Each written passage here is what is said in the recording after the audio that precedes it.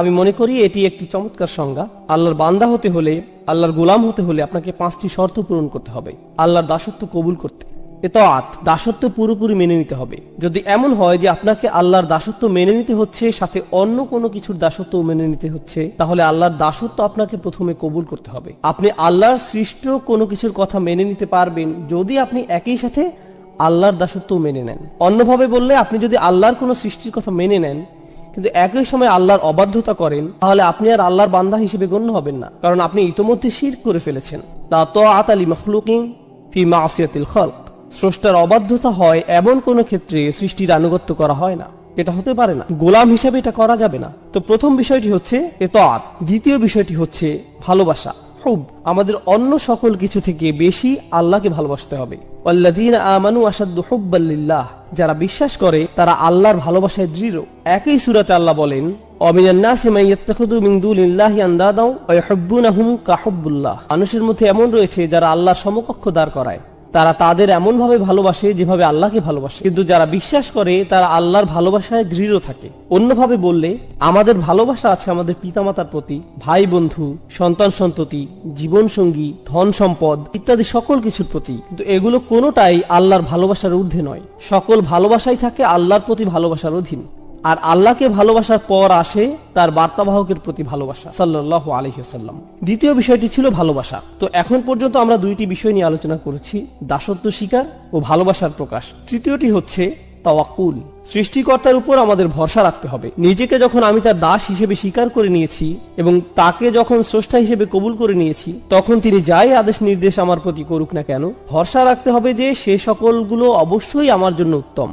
যে অবস্থাতেই তিনি আমাকে নিপতিত করুন না কেন, তার উপর ভরসা রাখতে হবে। ভরসা রাখতে হবে যে যদি আমি তার কথা মেনে নেই, তাহলে তার কোনো আদেশ আর আমার জন্য যত কঠিনই হোক না কেন, সেটাই উত্তম পন্থা। ইউরিদুল্লাহু আন ইউখাফফিফা আনকুম। আল্লাহ তোমাদের জীবন সহজ করতে চান, তোমাদের বোঝা হালকা করতে চান। আমরা ভাবি যে আল্লাহর কথা মেনে নিলে জীবন কঠিন হবে, আর তার অবাধ্য হলে জীবন সহজ হয়। আমাদের অনেক সময় এমন হয় যে আমরা চিন্তা করি, আহা, সবকিছুই শুধু হারাম, এত কঠিন, ইসলাম খুবই কঠিন। আল্লাহ বলছেন, না, আমি আসলে তোমাদের ইসলাম দিয়েছি যাতে তোমাদের জীবন সহজ হয়। আর আমাদের অবশ্যই বিশ্বাস করতে হবে যে এটা সত্য। আল্লাহর উপর আমাদের ভরসা রাখতে হবে, তাওয়াক্কুল থাকতে হবে। তো আমাদের হলো দাসত্ব, ভালোবাসা এবং ভরসা। চতুর্থ বিষয়টি হচ্ছে আন্তরিকতা বা অকৃত্রিমতা। যখন আমরা কোনো কিছু করি, বিশেষ করে সেটা যদি ইবাদতের বিষয় হয়, আমাদের সেটা শুধুমাত্র আল্লাহর জন্যই করতে হবে। আপনি আল্লাহর সাথে অন্য কোনো বিষয় একত্র করতে পারবেন না। যেমন ধরুন, আপনি মসজিদে দান করবেন, যদি সাথে এমন চিন্তাও রাখেন যে একটু নামও হবে আর হ্যাঁ দানও হবে, এভাবে নিয়ত মিশ্রণ ঘটাতে পারবেন না। সেটা আলাদা যে দান করলে হয়তো আপনার কিছুটা নামও হবে, কিন্তু মনে যদি আগে থেকে খ্যাতির লোভ থাকে, তাহলে আপনার দান বৃথা। আপনার লক্ষ্য শুধুমাত্র আল্লাহর জন্য হতে হবে।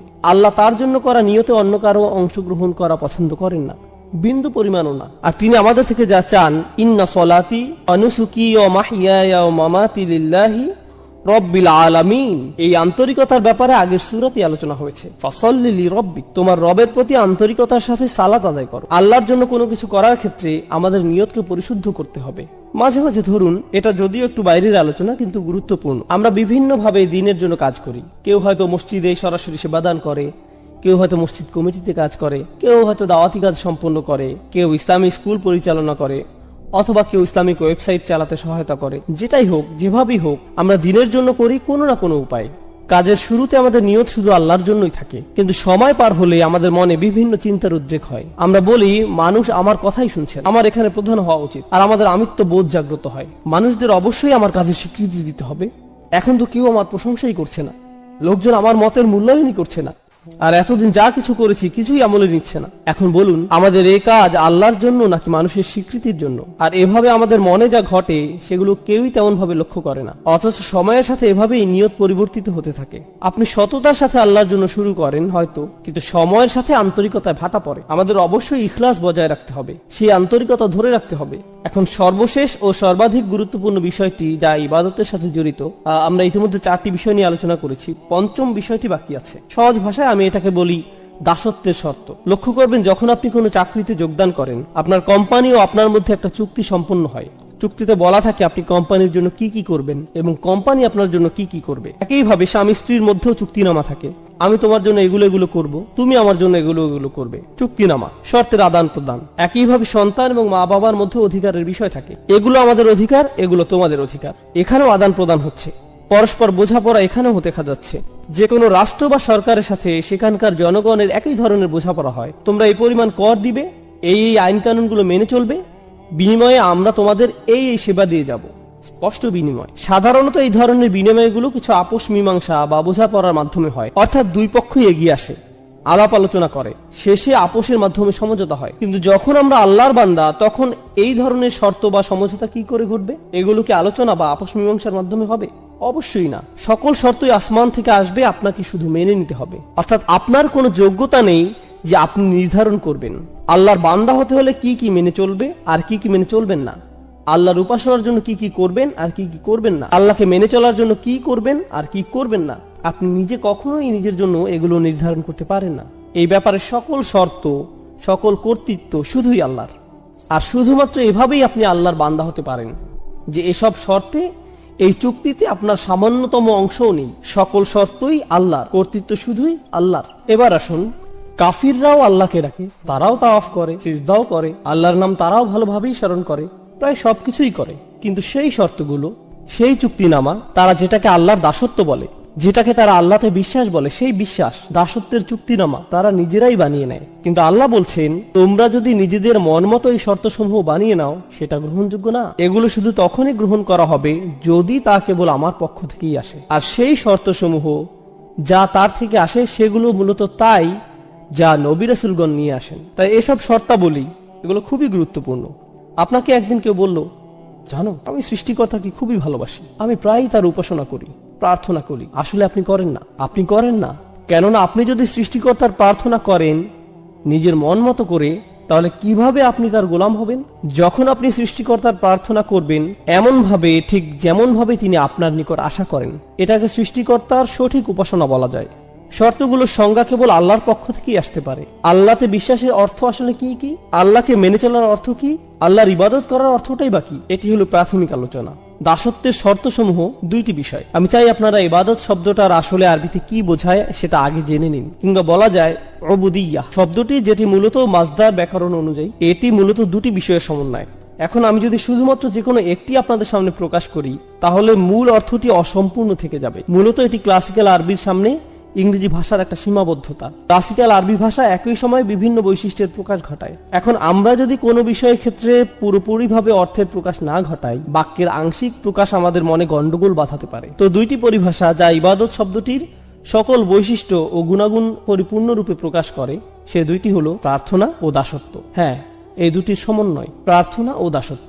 আমরা সাধারণত যে কোনো একটি গ্রহণ করে থাকি, কিন্তু ইংরেজিতে দুইটি সম্পূর্ণ আলাদা শব্দ, যা ক্লাসিক্যাল আরবিতে একটি শব্দে প্রকাশ পায়, ইবাদাহ এবং উবুদিয়্যাহ। তাই যখন আল্লাহ রাসূল সাল্লাল্লাহু আলাইহি ওয়াসাল্লাম বলেন লা আ'বুদু মা তা'বুদুন, এর মানে শুধুমাত্র এই না যে আমি প্রার্থনা করব না, বরং এর মানে এও দাঁড়ায় যে আমি দাসত্ব স্বীকার করব না, আমাকে তোমরা গোলাম বানাতে পারবে না। খুব সংক্ষেপে আমি আপনাদের প্রার্থনা এবং উপাসনা করা এবং দাসত্বের মধ্যকার যে পার্থক্য সেটি দেখিয়ে দিতে চাই। যখন মাগরিব আসলো, আমরা আল্লাহ তাআলাকে স্মরণ করছি, প্রার্থনা করছি। যখন এশার সালাতের সময় আসবে, আমরা আল্লাহর প্রার্থনা করব। কিন্তু এই দুই নামাজের মাঝখানে সময় আমরা কি করি? এই দুই নামাজের মাঝখানে যখন আমরা ছিলাম, এই দুই নামাজের মাঝখানে আমরা ছিলাম আল্লাহর দাস। যখন আপনি ঘুমাচ্ছিলেন তখন আপনি প্রার্থনা করছিলেন না, কিন্তু ঠিকই আপনি ছিলেন তখন আল্লাহর দাস। যখন আপনি ঘুম থেকে উঠলেন, দাঁত ব্রাশ করলেন, নাস্তা করলেন, আপনার কাজে যাওয়ার জন্য গাড়ি ড্রাইভ করলেন, সে সময় আপনি প্রার্থনা করছিলেন না, কিন্তু তাহলে আপনি কি করছিলেন? যদিও হয়তো এ সময় আপনি কোরআন তেলাওয়াত করছিলেন না বা কোনো জিকির আজকার করছিলেন না, কিন্তু ঠিকই এই সময় আল্লাহর দাসই ছিলেন। তো বলা যায় যে প্রার্থনা হচ্ছে নির্দিষ্ট কিছু কাজ, রোজা রাখা, নির্দিষ্ট সময় সালাত আদায় করা, হজ করা, কোরআন তেলাওয়াত করা, দান সাদকা করা, এগুলো সবই নির্দিষ্ট কিছু কাজ যেগুলো প্রার্থনা হিসেবে ধরা হয়। কিন্তু একজন দাস, একজন গোলাম, সে সর্বদাই আল্লাহর গোলাম, যদিও সে এই ধরনের কাজগুলো করে বা না করে। এই ধারণাটি আসলে খুবই শক্তিশালী, কেননা এর মানে দাঁড়ায় আমাদেরকে ঠিক সেভাবে জীবনযাপন করতে হবে যেভাবে আল্লাহ তাআলা চান। শুধুমাত্র জুমার নামাজে বা অন্য কোনো নামাজে আল্লাহকে মানবেন আর অন্য সময় মানবেন না, সেটা চলবে না। নামাজগুলোর মধ্যকার সময়ে আমরা আল্লাহর বান্দাই। হাফিজু আলা সলাওয়াত ওয়াস সালাতুল উস্তা। আলেমদের মধ্যে অনেকে বলেন এখানে সলাতুল উস্তা বলতে নামাজগুলোর মধ্যকার সময়ের কথা বলা হয়েছে। এই সময় আল্লাহর সাথে আমাদের কানেক্ট থাকতে হবে। এই সময়ে আল্লাহর সাথে আমাদের সম্পর্ক থাকতে হবে, আমাদের আল্লাহর প্রার্থনা করতে হবে, একই সাথে আল্লাহর দাসত্ব মেনে নিতে হবে। এখন আমরা হয়তো অনেকেই আল্লাহর প্রার্থনা ঠিকভাবেই করি, কিন্তু দাসত্বের ক্ষেত্রে, যেমন হয়তো আপনি আসরের নামাজ পড়েছেন, কিন্তু এখন ভাবছেন সময় তো আছে, একটু মুভি দেখা যায়, মাগরিব চলে আসলো, হ্যাঁ মাগরিবের নামাজেও চলে আসছেন, কিন্তু এভাবে আপনি শুধু প্রার্থনা করছেন, দাসত্বের শর্তে টিকছেন না, আল্লাহর বান্দা হতে পারছেন না।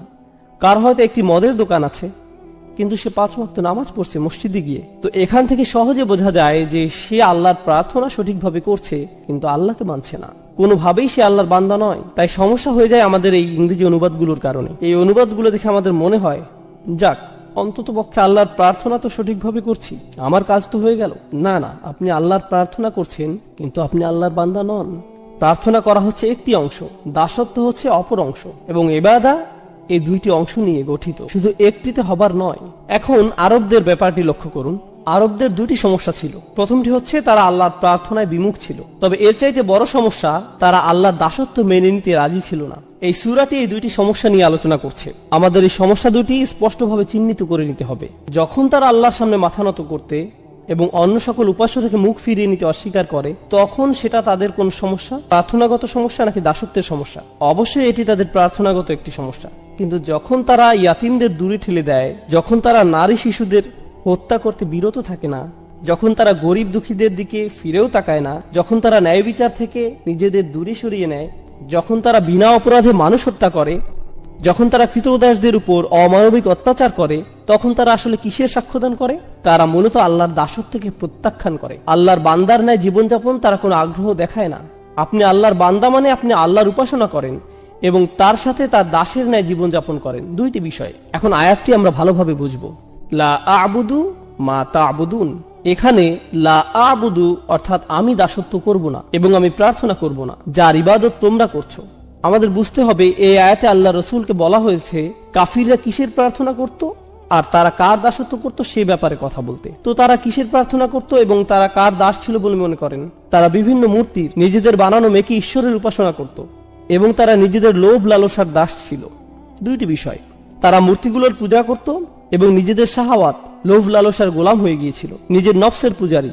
আল্লাহ রসুল তাদেরকে বলছেন, আমি তোমাদের এসব মূর্তি প্রার্থনাকে প্রত্যাখ্যান করি এবং নিজের নফসের দাসত্বকেও অগ্রাহ্য করি। এই দুইটো বিষয়কেই আমি প্রত্যাখ্যান করলাম, আমি কখনো এগুলো মেনে নিব না। এই কাফিরদের চিন্তা ছিল অনেক দিন ধরে এই ঝামেলা চলছে, প্রায় 1 দশক হয়ে যাচ্ছে, আর তো ভালো লাগছে না ব্যাপারটা, কিছু একটা করা উচিত। মক্কার পরিবেশও কেমন থমথমে, মুসলিম আর কাফিরদের মধ্যে এই মারামারি কাটাকাটি আর সহ্য করা যায় না, চলো কিছুটা ছাড় দিয়ে দেখি। তাদের চিন্তা ছিল যে সমাজে এখন কিছুটা শান্তি ঐক্যের প্রয়োজন, এতে করে মক্কার পরিবেশ কিছুটা শিথিল হবে, আমাদের ভবিষ্যতের জন্য ভালো হবে। লা আ'বুদু, বেশিরভাগ ব্যাকরণবিদের মত অনুযায়ী এই আয়াতে মুদারিতে লা শব্দটির কারণে বর্তমানের চাইতে ভবিষ্যতের কথা এখানে অধিক বোঝানো হয়েছে। অর্থাৎ রাসূলুল্লাহ বলছেন, তোমরা আশা করে কোনো লাভ নেই, আমি কখনোই তোমাদের আশা অনুযায়ী কাজ করব না। তোমরা যদি মনে করো ভবিষ্যতে তোমাদের হয়তো সুযোগ আছে, সময় গেলে পরিস্থিতি পাল্টাবে, আমি কখনোই এসবের প্রার্থনা করব না। এবং তোমরা যা কিছুর উপাসনা করছো এবং দাসত্ব মেনে নিয়েছো, সেসবের দাসত্ব আমি কখনোই কবুল করব না, এমন কখনোই হবে না। তোমাদের মাথা থেকে এই চিন্তা দূর করে ফেলতে পারো। চলুন আমরা পরের আয়াতে যাই। ওয়ালা আনতুম আবিদুনা মা আ'বুদ, আর হ্যাঁ, তোমরা কখনোই প্রার্থনাকারী তো ছিলে না, না তোমরা কখনো দাসত্ব স্বীকার করেছিলে। এখন আবিদুন শব্দটা একটা ইসম, অর্থাৎ এটি একটা বিশেষ্য। তার মানে এখানে বোঝানো হচ্ছে তোমরা অতীতে কখনোই এবং বর্তমানেও না আর ভবিষ্যতেও তোমরা কখনো কোনোভাবেই আমি যে সৃষ্টিকর্তার উপাসনা করি তার উপাসনা করবে, বা যে সৃষ্টিকর্তার দাসত্ব আমি করি তার দাসত্ব মেনে নিবে। এটা অতীতে আগে কখনোই হয়নি এবং ভবিষ্যতেও কখনো হওয়ার কোনো সুযোগ নেই। তার মানে বোঝা যাচ্ছে যে এটা শতভাগ নিশ্চিত তারা চিরন্তনভাবে এই কুফুরির উপর বিদ্যমান।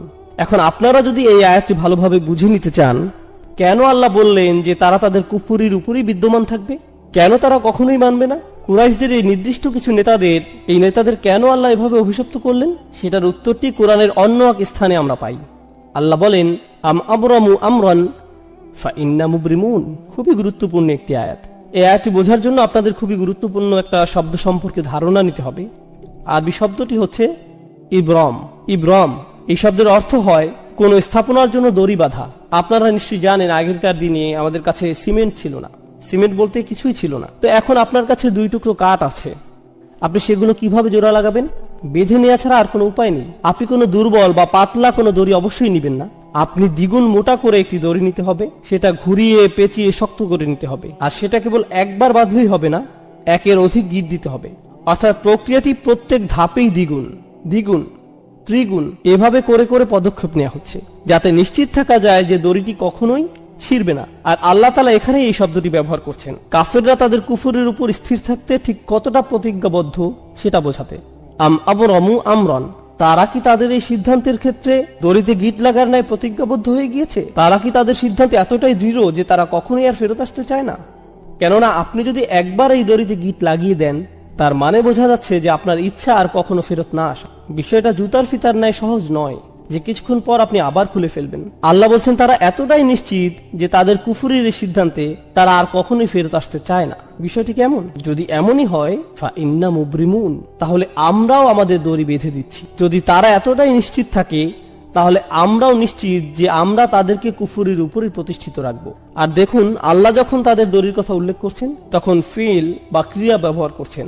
আবরামু ফেইল মাদি বা অতীতকালের ক্রিয়া। কিন্তু আল্লাহ যখন নিজের দড়ির কথা বলছেন তখন তিনি বিশেষ্যর ব্যবহার করছেন। আপনারা জানেন এমন ক্ষেত্রে ক্রিয়া এবং বিশেষ্যের মধ্যে তফাৎ কেমন হয়? ক্রিয়া ক্ষণস্থায়ী কিন্তু বিশেষ্য চিরস্থায়ী। অর্থাৎ তারা আজ যতই নিশ্চিত থাকুক যে তারা সেই দড়ির গিট খুলবেই না এবং ঈমান আনবে না, বিচার দিবসে যখন তারা নিজেদের কর্মফলের সম্মুখীন হবে, আপনারা জানেন কি হবে, তাই না? রুবামা ইয়াউদ্দুল্লাযীনা কাফারু লাউ কানু মুসলিমিন, হয়তো অবিশ্বাসীরা চাইবে সেদিন মুসলিম হতে, তারা চাইবে তাদের সেই গিট, সেই দড়ি যাতে কোনো মতে একটু খোলা হয়, কিন্তু অনেক দেরি হয়ে গেছে, অনেক সময় চলে গিয়েছে। তাই আল্লাহ বলছেন ফা ইন্না মুবরিমুন, আমার বাঁধন তো চিরদিনের জন্য।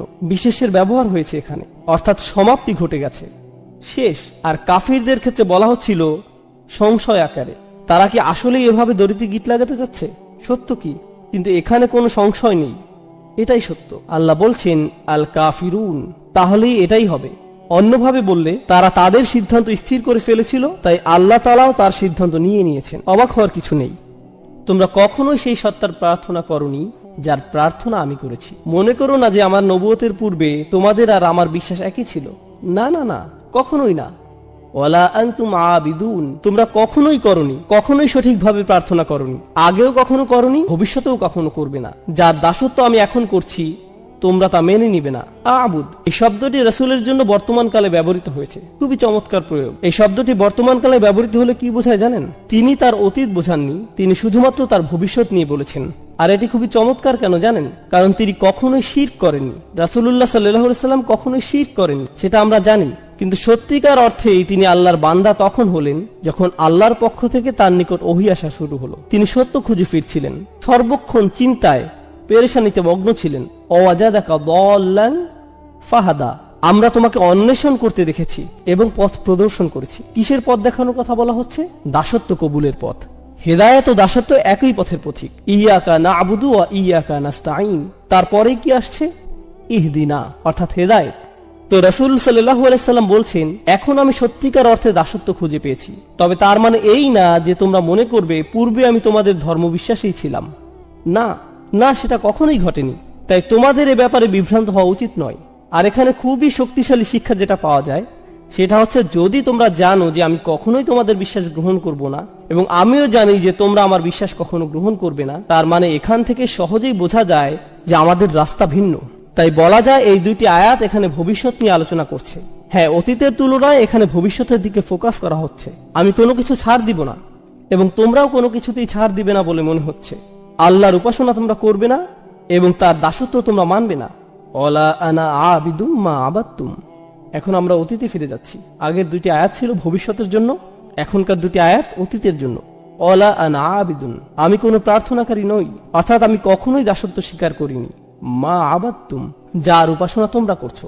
ভেবো না যে তোমাদের প্রভুই আমার প্রভু, আর এভাবে ভেবো না যে আমার প্রভু তোমাদের প্রভু। এমনকি আমি পূর্বেও যে প্রভুর প্রার্থনা করতাম সেটাও তোমাদের প্রভু ছিল না। ওহী লাভের পূর্বেও আমি তোমাদের প্রভুর প্রার্থনা করিনি। সে সময় যেসব বিষয়ের মূল্য ছিল না আমার কাছে, তোমরা আশা করছো যে এখন নবুয়তের পরে, ওহী আগমনের পর আমি সেই বিষয়টির মূল্যায়ন করব। তোমরা চাও যে এখন আমি কিছুটা ছাড় দিই। অতীতেও যেখানে আমি কখনো শিরক করিনি সেখানে এখন ওহী আসার পর এটা তো অসম্ভব। তো এখানে কোনো সুযোগ নেই যে আমি কিছুটা ছাড় দিই। ওয়ালা আনা আবিদুম মা আবাদতুম, যেটার উপাসনা তোমরা করছো সেটা তো আমি প্রথম থেকেই করিনি, এখন এটিকে অতীতের সাথে মিলিয়ে নিন। ওয়ালা আনতুম আবিদুনা মা আবুদ। এখন এখানে কিছু বিষয় আমাদেরকে স্পষ্ট করে নিতে হবে। পূর্বে রিপিটেশনের কথা আমরা বলেছিলাম। প্রথম ওয়ালা আনতুম আবিদুনা মা আবুদ ছিল ভবিষ্যতের জন্য, কিন্তু দ্বিতীয়বার যখন বলা হলো এটি অতীতের জন্য। একটি ছিল এক বিষয়ে ছাড় দেওয়ার জন্য এবং অপরটি অপর বিষয়ে ছাড় দেওয়ার জন্য। এই আয়াতটি পুনরায় আসার কারণ আমরা ইতিমধ্যে বুঝে নিয়েছি। তৃতীয় আরেকটি উপায় যেভাবে আয়াতটির পুনরাবৃত্তির কারণ বোঝা যায়, যখন আপনি কোথাও যান আর কারো বিরুদ্ধে শত্রুতা পোষণ করেন, আপনি তখন খুবই কঠিন ভাষা ব্যবহার তখন তোমরা সিজদাবনত হয়ে যাও। আল কোরআনে যদি সিজদার উল্লেখ নিয়ে অধ্যয়ন করেন, সমগ্র কোরআনে যদি অনুসন্ধান চালান যে কোথায় আল্লাহ সিজদা নিয়ে কথা বলেছেন, সিজদা নিয়ে কথা বলেছেন তখন যখন বিস্ময়কর কিছু ঘটে, যখন কোনো মিরাকল ঘটে, যখন জাদুকরেরা দেখলো যে মুসা আলাইহিস সালামের লাঠি সাপে পরিণত হয়ে গেল এবং খেয়ে ফেলল। মা ইয়াফিকুন, তারা যা কিছু বানিয়েছিল তার সব কিছু তারা নিজেদের আর থামিয়ে রাখতে পারেনি, তারা সিজদায় অবনত হয়ে গেল। যখন খ্রিস্টানরা রাসূল সাল্লাল্লাহু আলাইহি সাল্লামের সাথে সাক্ষাৎ করতে এলো, তারা কোরআনের তিলাওয়াত শুনল। তারা আয়ুনুহুম তাফিদু মিনাদ দামঈ, তুমি দেখবে তাদের চোখ অশ্রুতে ভেসে যাচ্ছে। ইয়াখিরুনা লিল আযকানি সুজদা, তখন তারা সিজদায় লুটিয়ে পড়ে, কারণ তারা কোরআনের অলৌকিকতায় এতটাই অভিভূত হয়ে পড়েছিল। রাসূল সাল্লাল্লাহু আলাইহি সাল্লামের সিরাতে একটি ঘটনা আছে। কাফিররা শুনছিল, তারা কোরআনে বিশ্বাস করে না, তবুও তারা শুনছিল। আনজারতুকুম সাইকাতান মিসলা সাইকাতি আদিম ওয়া সামুদ, যখন আয়াত অবতীর্ণ হলো, আমি তোমাদের বজ্রপাতে ধ্বংস হওয়ার সতর্ক করছি, আজ সামুদ জাতির নিকট আসা বজ্রপাতের ন্যায়। তারা নিজেদের থামিয়ে রাখতে পারেনি, তারা সিজদায় লুটিয়ে পড়ে। কোরআন বারবার বর্ণনা করছে, যখন বিহবল কিছু ঘটে, যখন অবিশ্বাস্য কিছু ঘটে যা আল্লাহ ঘটান আর যা কেবল আল্লাহর পক্ষেই ঘটানো সম্ভব, তখন মানুষ আল্লাহর শক্তিমত্তাকে এতটাই উপলব্ধি করে যে তাদের উভয় হাঁটু ভাঁজ হয়ে যায়, অহংকার ধূলিসাৎ হয়ে যায়, আর এই কপাল যা আমাদের অহমিকা বহন করে মাটিতে লুটিয়ে পড়ে। ঐতিহাসিকভাবে সকল সংস্কৃতিতে এই কপাল হলো দাম্ভিকতার জায়গা। এজন্য রাজারা কপালে মুকুট পরেন, কবজিতে না। এখনকার সময় অবশ্য মানুষ উচ্চ স্ট্যাটাসের চিহ্ন হিসেবে হাতে দামি ঘড়ি পরে, কিন্তু ঐতিহাসিকভাবে সকল সংস্কৃতিতে অহংকার প্রকাশের স্থান কোনটি? কপাল। যা কপালে পরা হয়, পাগড়ি কপালে পরা হয়, মুকুট কপালে পরা হয়, এর মাধ্যমে আপনার পদমর্যাদা প্রকাশ পায়। আজকের দুনিয়াতেও এমন কিছু দেশ আছে যেখানে নির্দিষ্ট ধরনের পাগড়ি আছে যেটা শুধু স্থানীয়দের জন্য নির্ধারিত। আপনি যদি পরেন ঝামেলায় পড়ে যাবেন। আপনি অন্য রঙেরটা পরতে পারবেন, কিন্তু তাদের রঙেরটা পরতে পারবেন না, এটা তাদের রং। এই কপাল আমাদের গৌরব প্রকাশের স্থান, আমাদের সামাজিক পদমর্যাদা প্রদর্শনের স্থান। এই সমস্ত কিছু মাটি হয়ে যায় যখন আপনি আল্লাহর ক্ষমতা উপলব্ধি করতে পারেন, তখন সাথে সাথে সিজদায় লুটিয়ে পড়েন। কোরআন এই ব্যাপারটাই বারবার তুলে ধরেছে। আল্লাহ এখানে সমস্ত ফেরেশতাদের নিকট দাবি জানাচ্ছেন। ফেরেশতাদের একটা ব্যাপার মনে রাখা গুরুত্বপূর্ণ, ফেরেশতারা যে শুধু দৃশ্যমান বাস্তবতা দেখতে পায় তাই নয়, তারা তো অদৃশ্য জগতের এক সৃষ্টি, যা আমাদের নিকট অদৃশ্য, যেমন আল্লাহর আরশ। আমাদের নিকট যা অদৃশ্য, যেমন জিন জাতি। আমাদের নিকট যা অদৃশ্য, যেমন মহাবিশ্বের গোপন বিষয়। এর অনেক কিছুই ফেরেশতারা দেখতে পান। তারা আকাশগুলোর ভিতর দিয়ে ভ্রমণ করেন। তো আমরা হয়তো একটি পর্বত দেখে চমৎকৃত হয়ে যাই, বা সমুদ্র দেখে, বা ঝর্ণা দেখে দৃশ্যমান জগৎ আমাদের অভিভূত করে ফেলে। কেউ যখন মহাবিশ্ব নিয়ে অধ্যয়ন করে আর ইলেকট্রন মাইক্রোস্কোপ দিয়ে দেখে, তারা দৃশ্যমান মহাবিশ্বের বিশালতা দেখে হতভম্ব হয়ে যায়। ভাবতে পারেন, দৃশ্যমান মহাবিশ্বের সাথে সাথে যারা অদৃশ্য জগৎ দেখছেন, আল্লাহ যা করেন তা দেখে কতটা অভিভূত তারা। উপরন্তু তারা আল্লাহর সাথে যোগাযোগ করতে পারেন। আল্লাহ সরাসরি ফেরেশতাদের সাথে কথা বলেন, তাদের আল্লাহর সাথে উভয় দিক থেকে যোগাযোগ আছে। আর আল্লাহ তাদেরকে বলছেন, এই সৃষ্টিটি এতই বিস্ময়কর যে সুবিশাল মহাবিশ্ব তিনি সৃষ্টি করেছেন, যত কিছু তিনি রেখেছেন, এই অত্যাশ্চর্য দৃশ্যমান এবং অদৃশ্য কাউন, তিনি বলছেন এই সব কিছুর মাঝে এই একটি সৃষ্টি এতই শক্তিশালী যে তোমাদের প্রত্যেকেরই বিস্ময় অভিভূত হয়ে যাওয়া উচিত তিনি যেভাবে আদমকে সৃষ্টি করেছেন তা দেখে, যে তোমরা সিজদায় লুটিয়ে পড়ো। তোমাদের হতভম্ব হয়ে যাওয়া উচিত আল্লাহর এই অত্যাশ্চর্য সৃষ্টি দেখে, হতভম্ব হয়ে যাওয়া উচিত। এবং এর ফলে আল্লাহর সকল ফেরেশতা, ফাসাজাদাল মালাইকাতু কুল্লুহুম আজমাউন, তাদের সবাই একসাথে সিজদায় লুটিয়ে পড়ল। ব্যাপারটা হলো, যখন মুসা আলাইহিস সালামের লাঠি দিয়ে মিরাকল ঘটল, তখন কয়েকজন জাদুকর সিজদায় লুটিয়ে গেল। যখন কিছু মানুষ কোরআন শুনল, কিছু অবিশ্বাসী সিজদায় পড়ে গেল, বা কিছু খ্রিস্টান সিজদায় পড়ে গেল। আপনি কিছু মানুষের সিজদায় পড়ে যাওয়ার উল্লেখ পাবেন, কিন্তু এই ঘটনায় আপনি পাচ্ছেন আল্লাহ যত ফেরেশতা সৃষ্টি করেছেন সকলকে সিজদায় পড়ে যাওয়ার আদেশ দেওয়া হয়। কি বিশাল এক মিরাকল! কি বিস্ময়কর এক ব্যাপার ছিল আদম আলাইহিস সালামের সৃষ্টি। কতটা শক্তিশালী এই সৃষ্টি! যদি এটা নিয়ে গভীরভাবে ভেবে দেখেন, আবার বলছি, আদম আলাইহিস সালামকে এখনো সৃষ্টি করা হয়নি। এটা ছিল শুধু ঘোষণা। কেন তোমরা এতটা অবাক হয়ে পড়বে? কেন তোমরা এতটা বিস্ময়াভিভূত হয়ে পড়বে? কোন কারণে এই সিজদা? কেন তারা তাদের চেহারা নত করে দিবে? ঠিক এই তিনটা জিনিসের কারণে।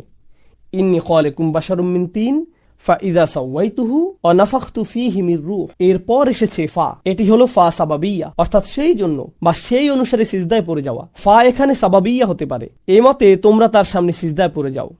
এখন এই ঘোষণাটি জারি করা হলো। আমরা জানি ইবলীসও ঘোষণাটি শুনল।